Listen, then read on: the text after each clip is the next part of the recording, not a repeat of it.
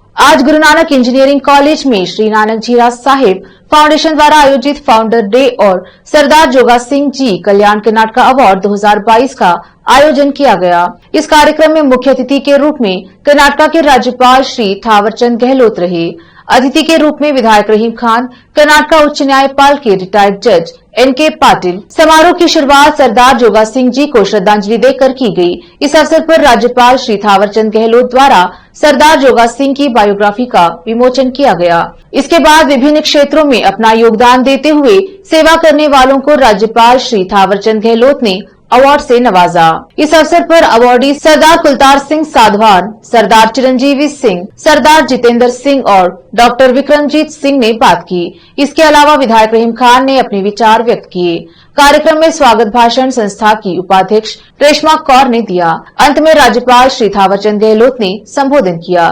इस कार्यक्रम में जिलाधिकारी गोविंद रेड्डी, एसपी किशोर बाबू, जिला पंचायत कार्यकारी अधिकारी शिल्पा एम सहित जिले के विभिन्न विभागों के वरिष्ठ अधिकारी उपस्थित रहे। इसके अलावा जिले के गणमान्य हस्तियां मौजूद रहे। कार्यक्रम में गुरु नानक संस्थान के सभी कॉलेजों के शिक्षक आदि उपस्थित रहे। केपी न्यूज का विशेष coverage. The path towards achieving this award objective. Who else can bring the honor, relevance and glamour for this occasion than the Honorable Governor of Karnataka, Sri Thawarchand Gehlot ji, who himself is a personification of benevolence, wisdom and service. Dr. Thawarchand Gehlot ji, who dedicated more than 6 decades of his life working tirelessly for all sections of the society, is one among the rare galaxy of people who has made an imprint of his own in different fields of human activity. Honorable Governor Sir was born in Rupeta, a village in Ujjain district, Madhya Pradesh, to Sri Ram Lal Gehlot and Srimati Anita Gehlot on 18th May 1948. He graduated in art from Vikram University, Ujjain. He was awarded doctorate in D.Litt in 2016 by Dr. B.R. Ambedkar University of Social Sciences for his distinguished and selfless service to the society. He started his political journey as a student leader. With his commitment and determination, he was decorated with several leadership positions in BJP. He has been elected to Madhya Pradesh Assembly thrice and served as Member of Parliament from 1996 to 2009. He has also been elected twice as Member of Rajya Sabha from Madhya Pradesh. He discharged his duties as Minister of State, Water Resources, Government of Madhya Pradesh from 1990 to 92, was honoured with Best Legislator Award by the MP Legislative Assembly in 96. He served as Cabinet Minister of Social Justice and Empowerment in Central Cabinet till July 21. Throughout his political journey, he worked for social and economic upliftment of weaker sections of the society, and his human service saga continues till today. He has taken charge as Honorable Governor of Karnataka since 11th July 2021. It is no exaggeration to say that the development of Bidar that you see today is on the foundation laid by Sardar Joga Singh Ji. Apart from creating institutions in Bidar, he put it on the religious map of India as a major place of pilgrimage through his efforts. The devotees of Guru Nanak Dev had lost one Nanak Jhira, Panja Sahib, in Pakistan. By developing this Nanak Jhira, Sardar Joga Singh Ji and his father, Panth Bhushan, Sardar Bishan Singh Ji, had put a comforting salve on the wound caused by the loss of Panja Sahib and Nankana Sahib. This is the great service done by Sardar Bishan Singh Ji and Sardar Joga Singh Ji. जिस कर्नाटका की भूमि पे मेरा जन्म हुआ है, मैं फौजी पिता है मेरे, उनका तबादला बैंगलोर में था जब मेरा जन्म हुआ। तो कर्नाटका में यूं लौट कर आना और सम्मान प्राप्त करना, वो भी नानक झीरा साहिब जी के गुरुद्वारे फाउंडेशन के द्वारा, इतनी पावन भूमि है ये।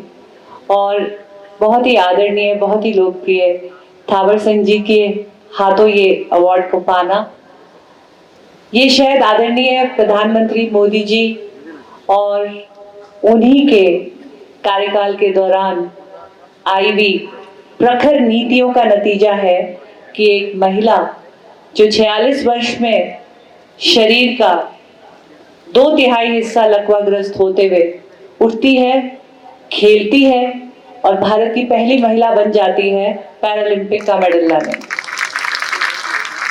इतना दिव्यांग लोगों का सशक्तिकरण आपके नेतृत्व में हुआ। मुझे आज ये मौका मिला है आपको उसका धन्यवाद करने का कि ईश्वर पे अगर भरोसा है, ईश्वर पे अगर भरोसा है तो जो किस्मत में लिखा है वो पाओगे।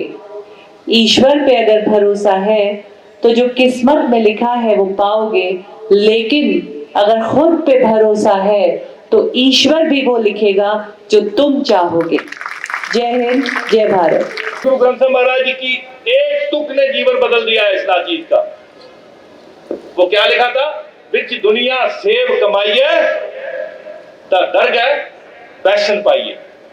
इसका मतलब यह है जो दुनिया में लोगों की सेवा करता है तो उसको मान प्रतिष्ठा सब कुछ मिलता है।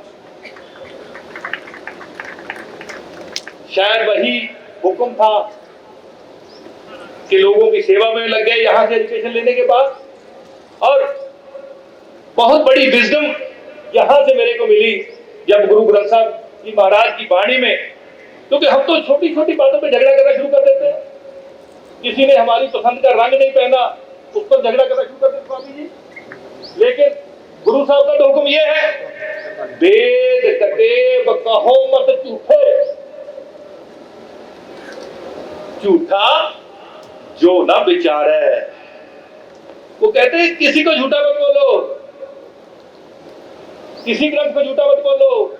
झूठा वो है जो उसको विचारता नहीं। और फिर वो कहते हैं जब लग दुनिया रही है नानक, किस सुनिए किस कहिए, डायलॉग करना है। तो यहां से मेरे को सब कुछ प्राप्त हुआ। वे सब लागे क्या दारा क्या मीत, सब अपने सुखों को लगे हुए हैं, लेकिन उस भयानक समय में भी अगर किसी को काम करने का, सेवा करने का जज्बा दिया तो हमारी सिख कौम को दिया। श्री गुरु नानक देव जी ने, श्री गुरु गोविंद सिंह जी ने जो हमें जज्बा दिया था, उसकी वजह से हम कर पाए।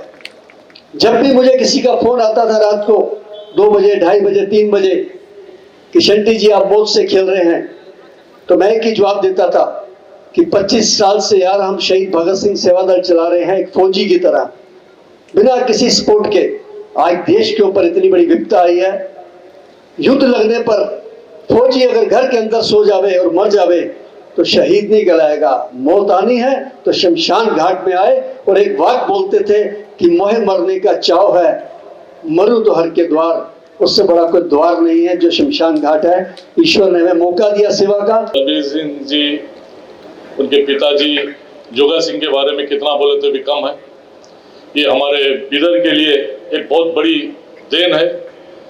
जो इनके इंस्टीट्यूशन है, हेल्थ सेक्टर में काम होता है और कई सेवा इनके तरफ से बिदर में हमको मिली है। और बिदर का नाम पूरे हमारे देश में और इंटरनेशनल में हुआ है। जो इनके इंस्टीट्यूट से, कॉलेजेस से जो बच्चे हमारे देश में और पूरे वर्ल्ड में इंजीनियरिंग पढ़ के सर्विस दिए हैं, अवार्ड लिए हैं, तो इसके लिए मैं बहुत बहुत धन्यवाद देता हूँ।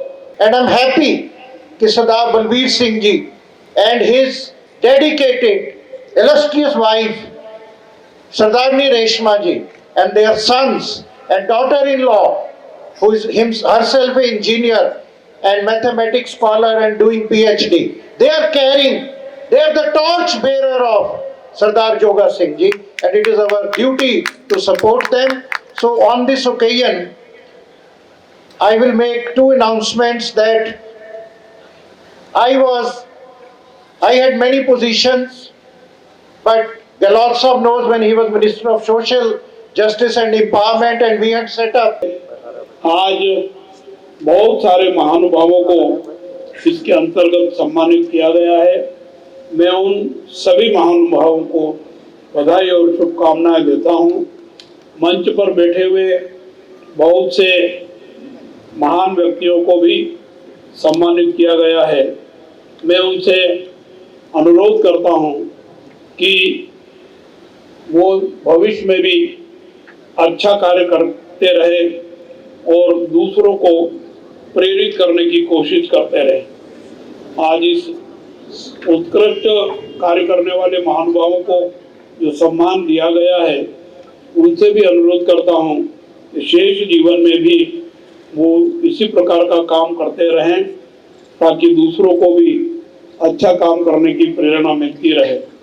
हमारा देश ज्ञान विज्ञान के अध्ययन में अग्रणी होने के कारण विश्व गुरु का स्थान रखता था।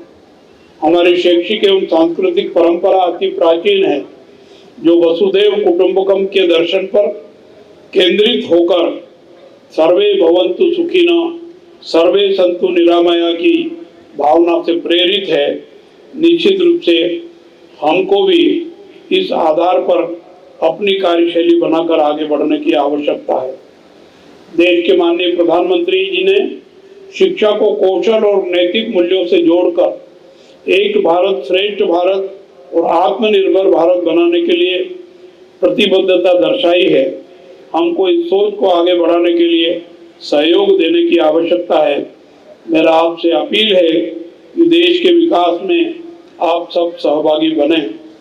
आज ऐसी शिक्षा की आवश्यकता है जो पूरे समाज और देश में नैतिकता उत्पन्न कर सके और आधुनिक ज्ञान को मानवीय मूल्यों के साथ जोड़कर धर्म संस्कृति के संरक्षण, राष्ट्र की एकता अखंडता तथा समाज में समता और समृद्धता को बनाए रखें। नई राष्ट्रीय शिक्षा नीति देश में लागू की गई है। इसमें मातृभाषा में पढ़ाई की सुविधा देने का निर्णय लिया गया है। मुझे इस बात की खुशी है कि कर्नाटक राज्य ने इस नई शिक्षा नीति को देश में सबसे पहले दूसरे राज्यों की तुलना में लागू किया है। प्रसन्नता की बात है कि नई शिक्षा नीति को लागू करने वाला कर्नाटक राज्य इस दिशा में अग्रणी होकर के खेलकूद गतिविधियों को भी प्रोत्साहित कर रहा है। सामुदायिक और आर्थिक विकास में साक्षरता महत्वपूर्ण भूमिका निभाती है।